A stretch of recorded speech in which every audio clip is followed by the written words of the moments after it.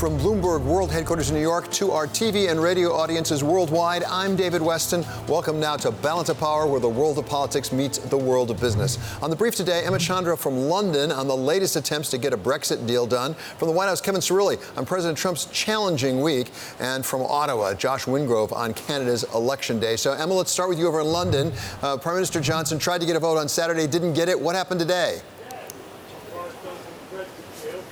He didn't get a vote again today, David. The Speaker of the House of Commons, John Bercow, denying the Prime Minister a vote again on his Brexit deal. He said MPs will not vote on the Brexit deal this evening, citing convention dating back to 1604. Little historical tidbit there, especially for you, David. He said that MPs had already essentially debated and discussed the same thing on Saturday. There'd been no meaningful change to what they might vote on today. So he denied that vote. That won't happen today. It means now that attention turns to the withdrawal agreement bill. Now, this is a huge piece of legislation that would essentially bring the Brexit deal into part of UK law. Now, that is due to be published later this evening, and then we should have some votes on that tomorrow, the first of which would be a second reading. And essentially, if that goes through, it would be seen as a big win for the Prime Minister, because it would basically mean that MPs back the Brexit deal. They're happy for legislation to go forward to bring the Brexit deal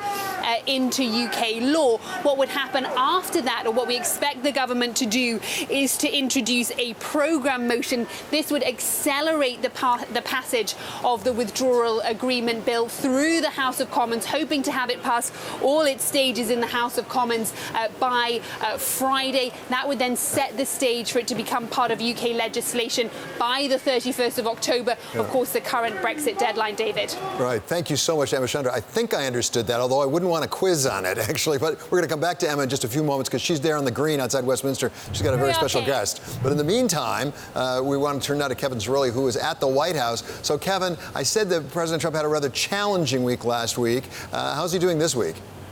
Well, look, there's some key developments. Larry Kudlow speaking on Fox Business earlier today, saying that with regards to U.S.-China trade talks, there could be the potential for the tariffs in December to be lifted, provided, David, that these talks continue to go well. So on the U.S.-China trade front, things appear to be going well. Then you've got the situation with Doral. Remember last week he was going to host all of the world leaders at the G7 summit at Doral Golf Course? Well, he backtracked that, saying that it would look lousy. And in a series of tweets over the weekend, the president now saying that Camp David is under consideration. So facing a barrage of criticism, really not just from Democrats, but also from Republicans, he decided to change his mind. Well, and talk about changing mind, let's talk about Syria and Turkey, because we have some headlines right now coming out of the president, who's meeting right now with the cabinet. And thus far, he mentioned he'd like a vote on USMCA, but a lot of it is actually about Syria. And he says things are going rather well there for him. Well, there's been conflicting reports about whether or not Turkey has respected the full terms of the ceasefire that Vice President Mike Pence and Secretary Pompeo negotiated last week. The president faced intense criticism from, again, not just Democrats, but Republicans, prominent Republicans, including Senate Majority Leader Mitch McConnell and Senator Lindsey Graham, both of whom were a bit more praiseworthy with regards to the ceasefire. But as you mentioned, the president now currently meeting with members of his cabinet to discuss the ongoing escalation of the situation in Syria. And we'll anticipate and, of course, bring you the developments out of that meeting as it happens. David? Okay, Kevin, thank you so much. That's Kevin Cirilli reporting from the White House. Now we go up to Ottawa and to Josh Wingrove, because there is a rather big election going on even as we speak, Josh. What's going on? Yeah, we've got the federal elections today here in Canada, and we've got the two leading parties, including Prime Minister Justin Trudeau's party, essentially neck and neck in national opinion polls. But the way it kind of breaks down regionally, it looks like Trudeau has the inside track to stay in power but lose his majority. That will mean he stays on as PM if this is borne out, but will have to govern in cooperation with other parties, which he hasn't had to do before. So we'll see. You know, there's a lot of question marks right now, a lot of four-way races in some districts, but it looks right now like Justin Trudeau will get a bit of a haircut but stay in the Prime Minister's office. Will he need a coalition if, in fact, it's as close as it looks? He will govern probably on more of a vote-by-vote basis, so not a formal coalition, but his most likely partner is the left-wing New Democratic Party. They are the sort of social democrat version in Canada, and they will, if they do end up sort of being his most reliable, frequent dance partner, probably push Trudeau's agenda and government a little further to the left, perhaps expand deficit spending and then tack on new spending measures if Trudeau's trying to hold power. And of course, the Conservatives are hoping to pull it out, and so we'll know later tonight. Thanks very much to Josh Wingrove reporting from Ottawa. Now it's time to get a check on the markets, and they are reacting. How are they reacting with today's top story? I'm not sure they are. I agree with you on that, David. Not a lot of reaction to those headlines for sure. This week's all about earnings. We have a lot of key earnings reports out later this week. Right now, though, we do have gains for the major averages, small cap outperforming in a bigger way. And some of this could be a tailwind from Larry Kudlow telling Fox Business that the December 15th tariffs against China could be off the table. So a little bit of optimism there. But as far overall, again, waiting for earnings this week, we're going to be looking at the likes of McDonald's, Amazon, Caterpillar, Microsoft, Apple today at another all-time high. That stock really on fire. They report, I believe, the week after. But investors wanting more clues around the micro, really. Well, it would be nice to get back to fundamentals, as it were, the earnings. That It would sort of certainly be refreshing would be. in some ways, right? But as you look at the various sectors and various companies moving, is there any indication that that may, in fact, be this Larry Kudlow saying maybe we'd suspend the tariffs in December? I think that maybe the gains overall, just a bullish tailwind. Sector-wise, it's a little bit more risk-on, but not overly so. What makes it risk-on, we have more of the S&P 500 sectors trading higher on bottom. We have some of those defensive sectors up top, energy, financials. So that is somewhat constructive. But I agree with you. We may be getting back to fundamentals. Investors getting more company-specific as opposed to all of those headline whipsaws. With a lot of earnings yet to come out. Thank you so much to Abigail Doolittle. We turn now to Mark Crumpton for Bloomberg First Word News. David, as our Emma Chandra just reported from London, British Prime Minister Boris Johnson has hit another roadblock in his efforts to get a Brexit deal passed. House of Commons Speaker John Bercow has rejected the government's bid to try again to win approval in Parliament for the exit agreement the Prime Minister secured last week in Brussels. Johnson is now expected to push ahead with fast-tracking the legislation as he battles to deliver Brexit before the October 31st deadline. Turkey is renewing warnings that it will resume its military offensive in northeast Syria if Kurdish fighters don't abide by a U.S.-brokered ceasefire and withdraw from the area. Turkey has demanded that Kurdish forces withdraw from a border strip in northern Syria, where it intends to resettle refugees. The 120-hour ceasefire negotiated last week is set to expire Tuesday evening. After 3 days of rioting, the president of Chile has a stark message. Sebastián Piñera says the country is at war, and he called on people to choose sides. Chile's copper unions have responded with a call for strikes. At least 8 people have been killed in Santiago. The violence was triggered by higher public transport fares. Demands have now spread to pensions, health, and education. President Trump's aides are putting together a list of possible replacements for acting White House Chief of Staff Mick Mulvaney. Bloomberg's learned the list includes former New Jersey Governor Chris Christie and former acting Attorney General Matthew Whitaker. The president is said to be unhappy with Mulvaney over the White House's slow response to the Democrats' impeachment inquiry.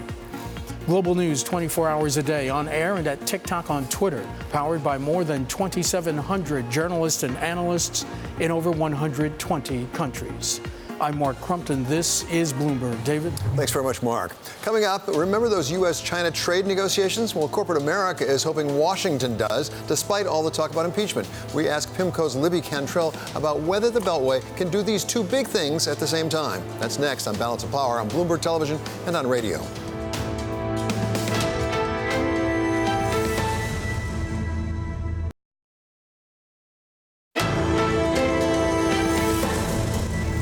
This is Balance of Power on Bloomberg Television and Radio. I'm David Weston. The latest twist in Brexit involves the parliamentary speaker, John Bercow, blocking a vote today on Prime Minister Johnson's Brexit deal. Let's get back to Emma Chandra over there at Westminster on the Green with a very special guest. Emma?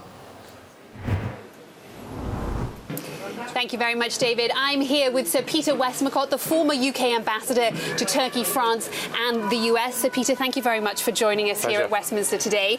As David just mentioned there, we've seen there will be no meaningful vote today on the Brexit deal, but we do expect the government to press ahead with the withdrawal agreement bill, the next step in trying to get their Brexit deal passed. There are some key things to do with that, including some potential amendments which may put some obstacles in the way for the government. Yeah, I think that's right. As you say, no vote today on the bill that was not voted on Saturday. But I think when the government introduces its withdrawal bill, the first thing that's going to happen is that the people who don't really like it or who are worried about what it leads to will table some amendments. The two obvious ones, one will be a Lib Dem and Labour attempt to reintroduce the idea of a customs union because they're worried that the Boris Johnson version of the bill damages the UK economically more than the Theresa May bill. And the other one will be to try to ensure that there is no possibility of no deal. And so we'll have to see where that takes us. And they might try and attach it to a confirmatory referendum as being the price, if you like, to support it. Who knows whether the Prime Minister will accept all or any of those amendments? It's perfectly possible that he will say, no, we have a clean vote on my bill, or we don't vote at all. And then what happens is that you trigger the extension that he reluctantly has had to ask for from Brussels, and you end up quite possibly with an early general election. So we'll be looking at an extension and then a general election, Brexit perhaps being delayed. The markets seem to think, though, that we are going to have a Brexit with a deal. They seem quite optimistic. We've seen the pound go through 130 against the dollar today. You said on the weekend, though, if Brexit happens or when Brexit happens with a deal, that is when the real uncertainty begins. Why is that? Well, the point being that this whole business of the Brexit withdrawal bill is only about getting the process started. It's about Northern Ireland, it's about the budget, and it's about the rights of EU citizens who live in the United Kingdom.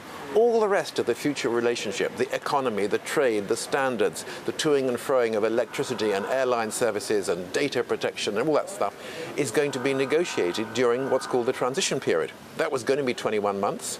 They're now saying it's got to be done by the end of 2020, although that period is extendable. But this is when the really difficult negotiations take place. And of course, during that period of the transition, there won't be any change really to our daily lives at all. So people will be saying, oh, well, that was all right, wasn't it? Brexit's happened and life goes on. Well, it will go on, but there'll be more and more business uncertainty. Investment, I'm afraid, will still be more or less nothing. Growth will be slow. And there will be a lot of concern about what kind of real future relationship are we going to have with the European Union and with our trading partners elsewhere in the world. And that's something else, of course, that you can talk to us about. So, Peter, you're the former ambassador to the US. We know Boris Johnson and President Trump have a close relationship. How do we see that developing over the course of this transition period? We've heard a lot of talk about a deal or a free trade deal between the UK and the US.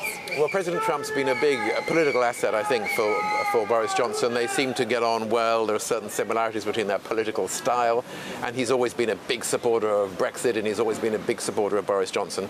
And he has said, not only is it thanks to Brexit that I'm the President of the United States, which he used to say, but he also says we're going to do a wonderful new free trade agreement between Britain and America.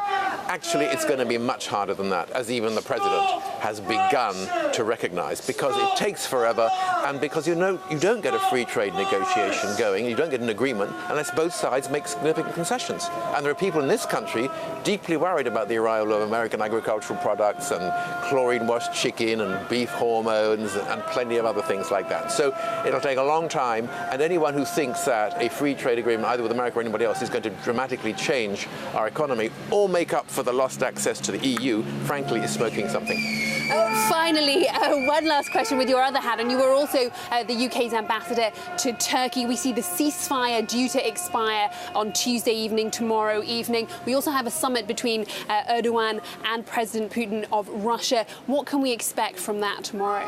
Well, that relationship has become very important, obviously, both for President Putin and for President Erdogan. Putin was somebody who gave a green light to Erdogan before the Turkish military operation across the border into Syria.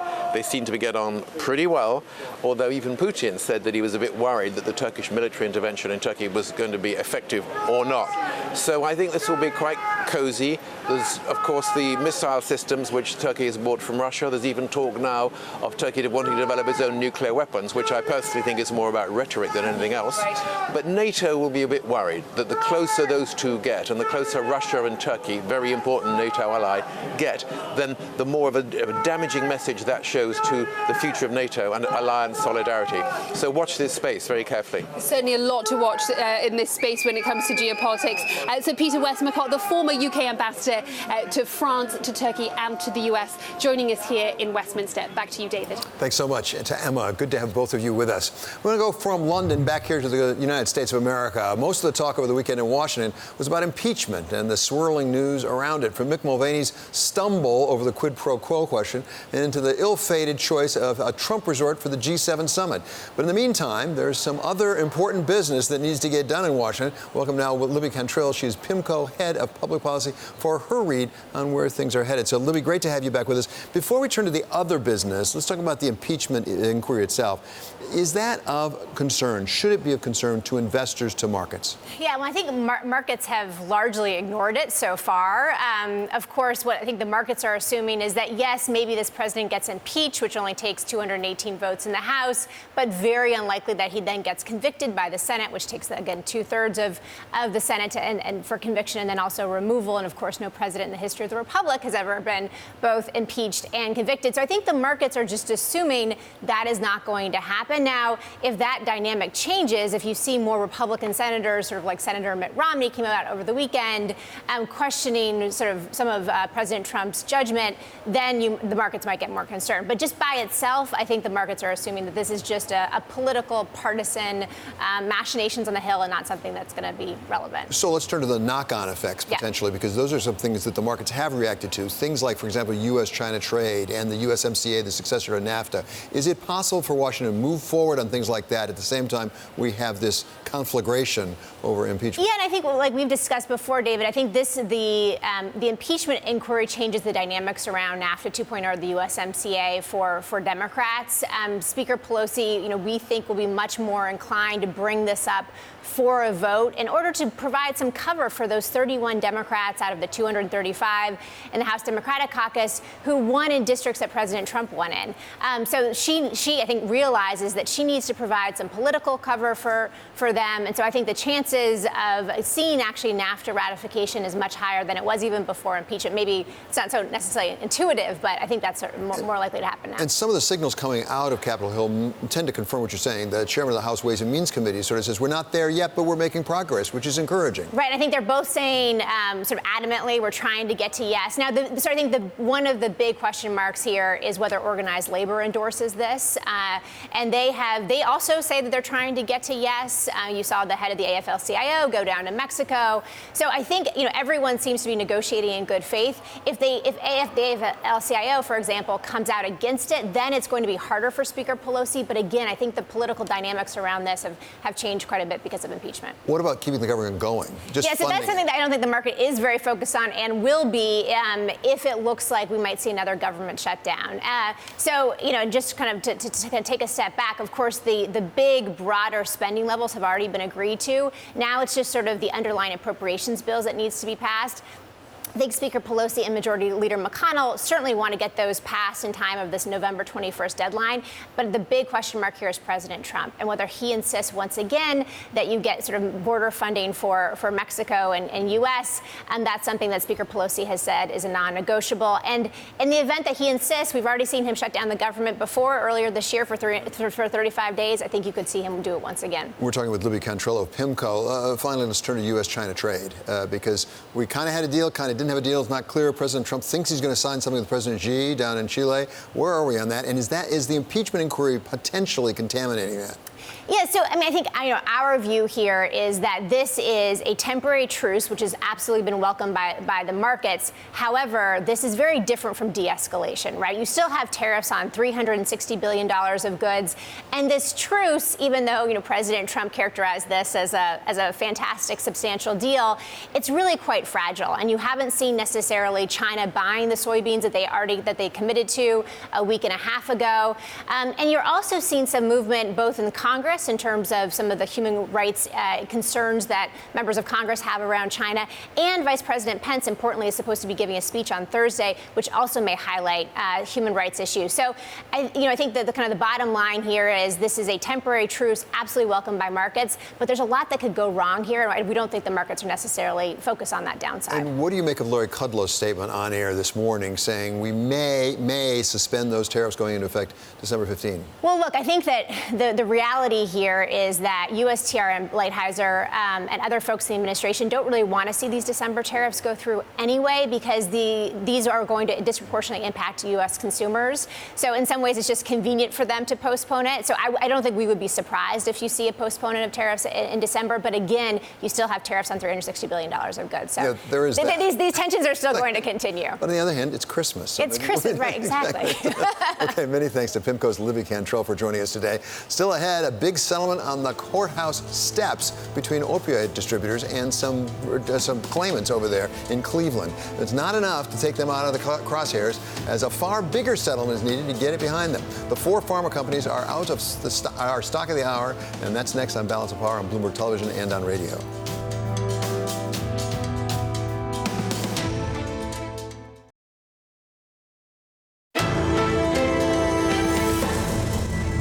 This is Balance of Power on Bloomberg Television and Radio. I'm David Weston. And time now for the stocks. There are four of them of the hour. We're looking at four companies: McKesson, Cardinal Health, AmerisourceBergen, and Teva, after they reached a $260 million opioid settlement out in Cleveland. Kaylee Lyons is here to explain why this is so important. Kaylee. Yeah, and it's really interesting because you're seeing a divergence in the performance of these companies today. You have the distributors, McKesson, Cardinal, AmerisourceBergen, all lower by about 2.5% to 4%, whereas Teva is actually higher by about 2%. So I think the details of the deal matter here. As you said, $260 million in total to settle with just two counties in Ohio that were set to begin trial today, a big high-profile federal case. Teva only has to pay $15 million and then donate $25 million of an anti-addiction drug, and then the three distributors, $215 million, split the rest of that settlement. And of course, for those distributors, which have about 90% of the distribution share in the U.S., they also have pitched an $18 billion settlement to settle this globally. Again, this is just two cases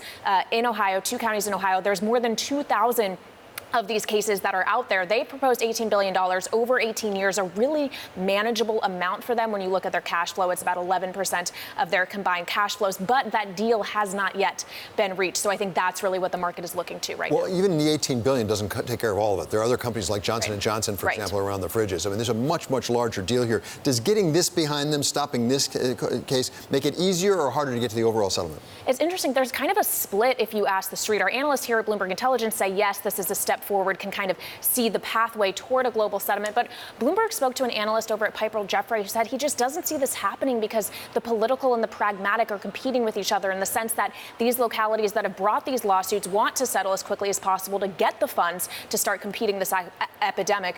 But of course, there's a lot more that goes on in this litigation. A lot more legal fees yet. Okay. Yeah, exactly. Thanks so much to Bloomberg's Kaylee Lyons. Up next, Canadians are going to the polls up in Canada today to decide the fate of Prime Minister Justin Trudeau. We talked with a global analyst up in Ottawa. That's coming up next. This is Balance of Power on Bloomberg Television and on radio.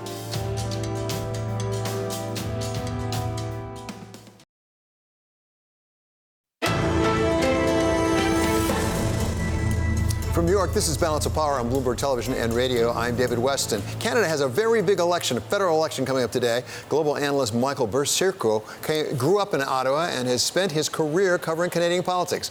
We welcome him now from Ottawa. Michael, really great to have you back with us on this Canadian election. So going into this, we want to talk about the polls today because there's an election going on, but going into it, it seemed to be pretty neck and neck between the two principals. Hi, David. Good to be with you. Yeah, exactly. The one thing that really distinguished this campaign was the two main parties, the Liberals and the Conservatives, were neck and neck throughout. And that's a big difference from 2015 when Justin Trudeau swept to power, where you had huge gyrations in the polls. They traded places for first place. But up until yesterday, last time I looked at the polls, they were pretty neck and neck.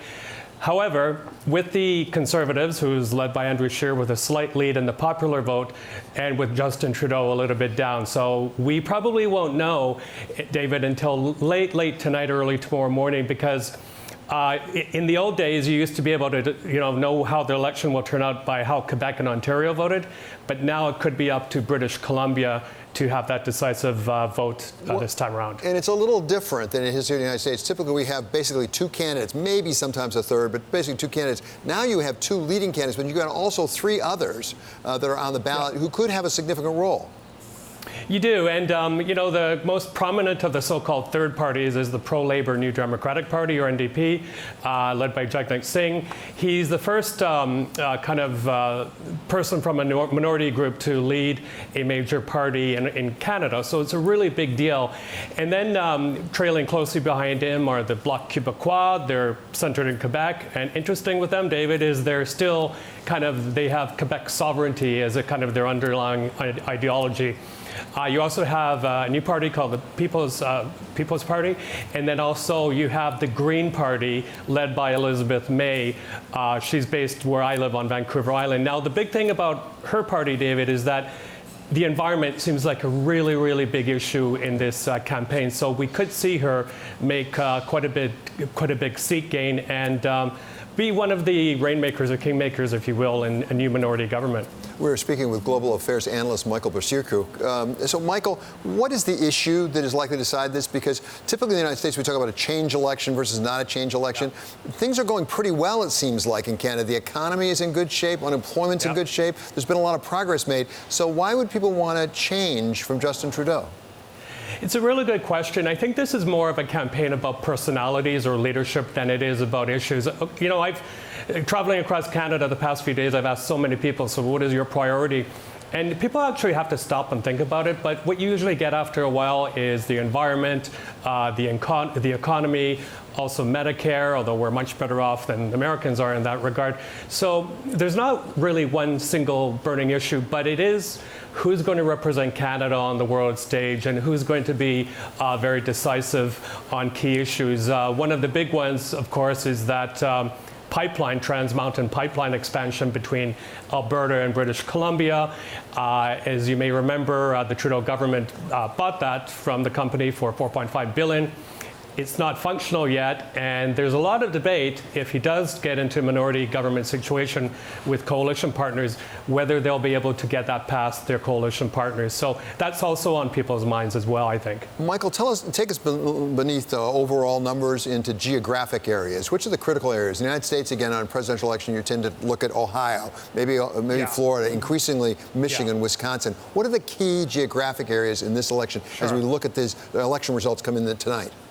Yeah, well, Quebec is the big one. Now, Quebec and Ontario put together used to decide the election, as I said earlier. But right now, what you have happening in Quebec is a lot of splintering going on. So the Liberals and the Conservatives can't count on a huge incoming vote from there. Splintering by the New Democratic Party, by the Bloc Québécois, and a number of smaller parties as well. Ontario, hard to say. The area around Toronto is very crucial, very vote-rich. A lot of our economy and manufacturing is centered there, so economy is key in people's minds. But when you head further west, especially Alberta and particularly British Columbia, where most of the leaders have been spending their time in the past few days, they're going to probably have quite a bit more weight in terms of who actually ends up the victor tonight or early tomorrow morning. And I think on a lot of British Columbians' minds, where I live, is really the environment, pipeline, trade with China and trade with the United States. Well, and to oversimplify it, how much of it is likely to be bread and butter, what we call bread and butter, that is jobs, employment, things like that, as opposed to social issues? Because when you talk about Bloc Québécois, there's an issue there, as I understand it, about religious dress. Yeah, there is. Well, I think for most Canadians, as you indicated, life is pretty good. I mean, the unemployment rate is low. We have pretty good growth. But Canadians feel, I think, a bit pinched, especially when it comes to things like home ownership in Toronto and in Vancouver. A lot of the younger voters feel that home ownership is totally out of reach because of the prices are so high. So they'll be looking for some relief from whatever incoming government comes in. Yeah, in terms of Quebec, there has been some overarching issues there in terms of religious dress, in terms of people's freedom to express themselves in terms of the way they appear. And I have to say, in the leaders' debates that took place, I think some of the leaders have been waffling a bit on that issue because it is so sensitive. But otherwise, again, there's not really one single burning issue that has divided. We recently had Thanksgiving dinner tables last Monday. So again, more about leadership and how Canada, for example, is projected on the world stage. And Michael, finally, give us some sense of what might turn on this. We've just had the IMF and World Bank meetings in Washington, and coming out of there seemed to be a consensus. We need some more fiscal stimulus globally to keep the global economy growing. Between the Liberals and the Conservatives, how much of a difference will there be depending on which one really ends up in power? Well, on that one, the best term I can use with you is spending like drunken sailors. A lot of these promises to grow the economy, for infrastructure, that sort of thing, social benefits, adds up to a lot of money. The Trudeau government came in just briefly promising quite a bit more fiscal restraint, but they haven't done so. And the Conservatives are in the spending mood as well, also to keep up with the Liberals. So I don't think we'll see much improvement in terms of our stability economically, and that's going to be a problem, of course, further down the road. Okay, Michael, thank you so much for being with us. That was really helpful. That's Global Affairs analyst Michael Bashirko. He's joining us today from Ottawa. For Bloomberg First Word News, we're going to go now to Mark Crumpton. David, even as American forces make a quick withdrawal from northeastern Syria, the United States is considering leaving some troops behind. Defense Secretary Mark Esper said today some troops may stay to secure oil fields in the region and make sure they don't fall into the hands of a resurgent Islamic State. The Pentagon chief says no final decision has yet been made. President Trump has repeatedly said Islamic State has been defeated. China is asking the World Trade Organization, the WTO, for the right to impose $2.4 billion in annual penalties on the United States. The request stems from a July WTO appellate decision in a case dating to before the Trump administration and unrelated to the tariffs it has slapped on Chinese goods. A WTO arbitrator will handle the case if the U.S. objects to the amount China is proposing. In Lebanon, lawmakers have approved sweeping reforms that they hope will appease hundreds of thousands of people who've been protesting for days, calling on the current government to resign. The 2020 budget has a deficit of 0.6% with no new taxes. Salaries on top officials, including legislators, will be cut in half, and the government will give millions of dollars to families living in poverty. The Supreme Court has handed Republicans a victory. The justices threw out a lower court ruling that would have forced Michigan's congressional and state legislative voting maps to be withdrawn to give Republicans less of an advantage. A three-judge panel had invalidated Michigan's GOP-drawn maps, saying they were so partisan they violated the Constitution. Global News 24 hours a day, on air and at TikTok, on Twitter.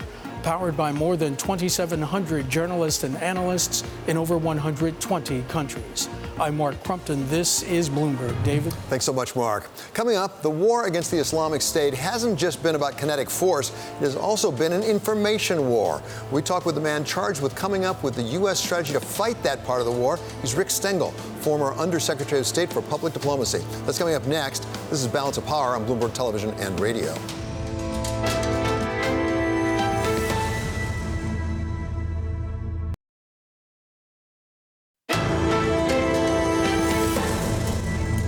This is Balance of Power on Bloomberg Television and Radio. I'm David Weston. Rick Stengel had an extensive career in journalism, rising to be editor of Time magazine, but then he was called to public service as the Undersecretary of State for Public Diplomacy under President Barack Obama and Secretary of State John Kerry. He's written of his experience and what it teaches, not just about how the United States gets its message out, but the risks to our nation from disinformation being created at warp speed and threatening our collective ability to sort out the truth from falsehoods. It's all in his new book. It is Information Wars: How We Lost the global battle against disinformation and what we can do about it. We welcome him now for today's Conversation in Chief. Great to have you here, Rick. Great to be here, David. Hey, that was so cool how the book flipped there on the graphic. That's right. Yeah, we're very fancy here at Bloomberg. Yeah, we don't spare no expense. Yeah. So let's talk. It's a fascinating account of your experience in Washington. And one of the things it did for me was sort of change my notion of what public diplomacy is. Because I went into it sort of thinking it was sort of a PR job. Let's get our press releases out there. Let's get our story out there. It turns out it was much more like a war, specifically with Islamic State, as we call it here, and also Russia, than it was just getting our nice message out. Yes. Now, by the way, public diplomacy is partially that, getting America's story out there, as people used to say it. But there was this little entity under me at the State Department, the Center for Strategic Counterterrorism Communications. It took me about 6 months to learn to say that, CSCC. And that was tasked with fighting Islamic extremism. And then when ISIS came on the scene, they sort of saw it. And so there was this hard end of messaging that was underneath me. So I saw this rise of the global information war. Two things happened in very quick succession. The first, ISIS beheading, and Putin's annexation of Crimea, which was part of Ukraine. And I saw this tsunami of disinformation coming from Russia. We knew all the stuff that ISIS was doing, and this kind of changed my perception of this global information war that we're all living in. And you were sort of playing from behind at that point. As you say, it was a tsunami. It was all pouring in, and you had a State Department, which is a wonderful organization, but not necessarily the most advanced, the most flexible. And you had to say, let's go use Twitter, let's go use Facebook, things like that. Yes, well, you know, we both came from media backgrounds, and going into government, I mean, people there aren't that conversant with media. They don't want to kind of stick their heads up. And so, yes, I was trying to get everybody on social media, and I would do it myself. And that's where I sort of started to see this Russian troll stuff. I would start tweeting about, you know, Crimea must be part of Ukraine, and this is a violation of the norms since World War II. And I would get barraged by these Russian trolls, you know, calling me everything from, you know, all the words we can't say, to a disinformationist, to a hypocrite, to a propagandist. And this was coming from the nascent international, what's it called, the IRA. Which was subsequently indicted by Mr. Mueller, actually. Yes. A fair number of indictments when it gets up in St. Petersburg. Yes. Exactly. But it was interesting to me that part of your decision, or set of decisions, was not so much on what to do, what not to do. You decided, you know, we're not that good at creating content. We can't do this all by ourselves. We've got to essentially curate as much as we do generate. Yes, and by the way, that was my attitude in journalism, too. It's so competitive. And once I realized that government isn't good at countering other people's content with its own content, I thought, well, let's empower other people who are good at it. Let's figure out what's going on there. And I actually don't think that government is the answer. And again, I'm an American exceptionalist. I don't think we should combat propaganda with our own propaganda, disinformation with our own disinformation. We have to do something different. Well, we're talking with Rick Stengel, his former editor of Time magazine, as well as former Undersecretary of State for Public Diplomacy. So, Rick, I want to go to exactly what you just said, because as you said, you and I both come out of a media background where we're not supposed to shade the truth. We're supposed to do our best. Sometimes we do well, sometimes we fall short of getting to the truth. To what extent can you really put that together with the United States government that has to get our side of the story out there and really counter what's being done? Can you do that without shading the truth a bit? Well, I came to the conclusion that we shouldn't be in that business of countering back and forth, the Russian disinformationists or the ISIS guys. I mean, remember, what is a tweet from the Undersecretary of State for Public Diplomacy to a young guy who's thinking of going to fight for ISIS in Iraq and Syria? I would motivate him to do it. I wasn't going to dissuade him from doing it. So I just didn't think that was the answer. So bring it forward to today. I mean, we have, goodness knows, Ukraine is very much in the news. When you see something like that so-called transcript or Rust transcript come out, President Trump with President Zelensky, that President Trump put out, so you must believe it's true. What does that do in that information war that you existed in? Well, ironically, the book starts in Ukraine. It starts with the annexation of Crimea, and where we saw this tsunami of stuff. And I went to Ukraine 3 times when I was in office. Ukraine is a critical country, kind of the future of the West and the future of democracy. It's the size of France in Europe. It's a hinge between East and West. So our policy had always been, let's make Ukraine independent, free, lean it towards the EU and the West rather than towards Russia. And so Trump's phone call with Zelensky kind of just proves Putin's lies about us, that we're a bunch of hypocrites and we don't really care about democracy or transparency. It's really it's a grievous wound to American diplomacy, which Trump is in general. And so the story has sort of come full circle. That's just a tragic phone call. Let's talk more broadly, because the book tells a fascinating story about both Ukraine and Islamic State, but it also takes a larger perspective that basically talks about the rate at which information and misinformation and disinformation is being created, and what that does to the very water table of information in our republic. What can be done about that problem? You know, so just to reframe the problem, I mean, our whole system, democracies are based on individual voters having information so that politicians have the consent of the governed. If they don't have that information, our whole system begins to warp. So I actually think one of the changes that can happen is the changes to the social media companies. They need to be liable for the content that is on their platforms. I would change the Communications and Decency Act, Section 230, to give them more liability for the content that they publish. Just to be clear, Section 230 says they're not publishers, and so they can't be held responsible like the New York Times or Time Magazine, or for that matter, ABC yes. would be. And I'm not saying that they should be treated exactly like Time Magazine, but they are publishers, the biggest publishers in the history of the world. They're just publishing third-party content, not professional content. But they need to be liable for hate speech on that content, lies on that content. All that stuff needs to come down. So are they doing a better job? Because Facebook actually says that it shut down 4 misinformation networks, 3 from Iran and 1 from Russia. Are they doing a better job? I think they are doing a better job. As I say in the book, they did a good job against the Islamic State. They sort of missed the whole Russian thing, and we all missed the Russian thing. I mean, in Mark Zuckerberg's speech the other day, he talks about they take off hate speech, but they won't take off political speech that's filled with lies. That's why the Nancy Pelosi video remained up. That's why the Trump ad that has lies in it. I actually disagree with that. I think the standard ought to be that if things are demonstrably false, even if they come from a politician, they should come off. But when you talk about the ultimate problem, I'm not sure we can protect people. I mean, because one of the problems is we've all become our own editors. There was a time that you could say, yes, Time Magazine's done it, Rick Stengel's the editor, I can believe what's in it. Those days may be gone, in which each individual consumer of the internet has to decide for themselves what's true, what's false, how do I check this out? Yeah, so one of the things I say in the book is we don't have a fake news problem, we have a media literacy problem. That is, people need to be able to figure out the difference between fact and fiction. We need to teach it in the schools. I would even argue that the tech companies should spend billions of dollars to educate people on media literacy and digital literacy. That's ultimately, in a democracy, you and I have to make that decision about what's right or what's wrong. That's what it's all based on. We've got an election coming up next year. If you could do one thing to improve the quality of information people rely upon as they go into that voting booth, what would it be? I would have the tech companies absolutely tell all users when the content they're getting is from a bot, a non-human entity, or from a human entity. Just right there, that makes a big difference. Yeah, truth and disclosure. Yes. That's a good policy in general. It's worked other places. Okay, many thanks to Rick Stengel. He is author of Information Wars, How We Lost the Global Battle Against Disinformation and What We Can Do About It. This is Balance of Power on Bloomberg Television and on radio.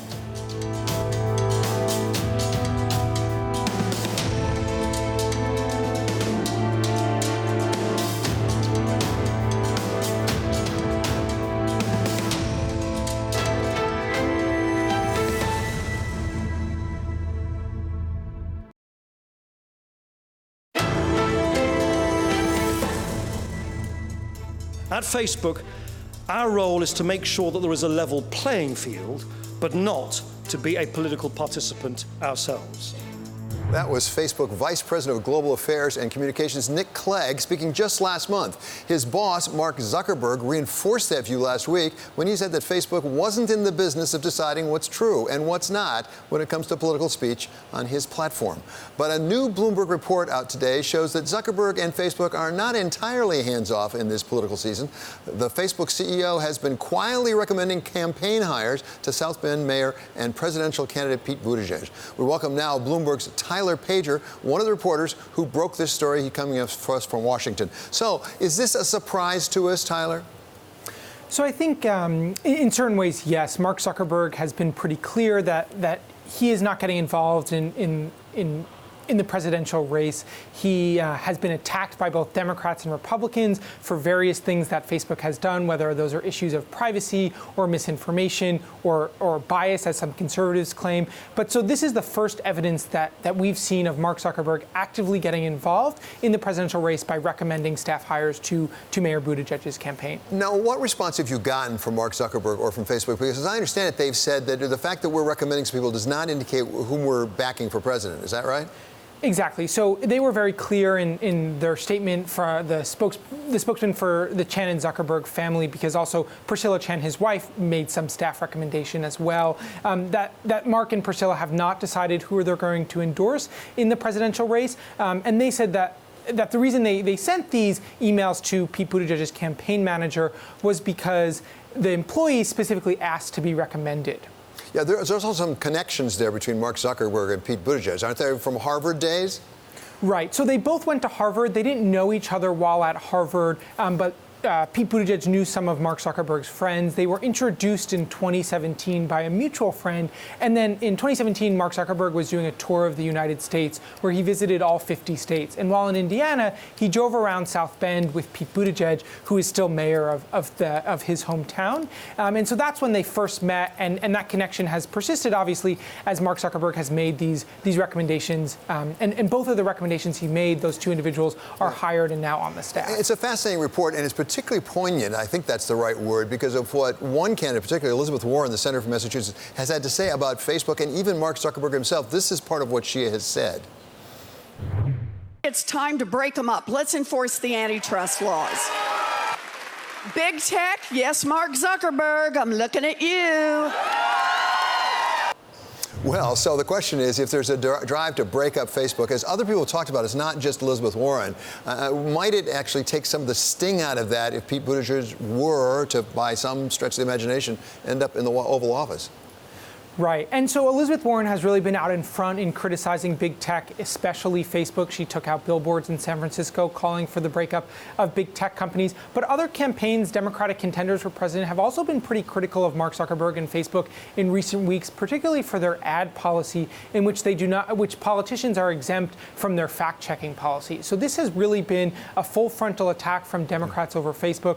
Right. Pete Buttigieg has been critical of Facebook. He has raised concerns about monopolies and them having too much power. Right. But it is fair to say that he has not been as critical as Elizabeth Warren. Okay, Tyler, thank you so much. That's Bloomberg's Tyler Pager reporting from Washington. Coming up, Balance of the Hour in the second hour, we're going to talk to Michael Froman, former USTR, about China trade.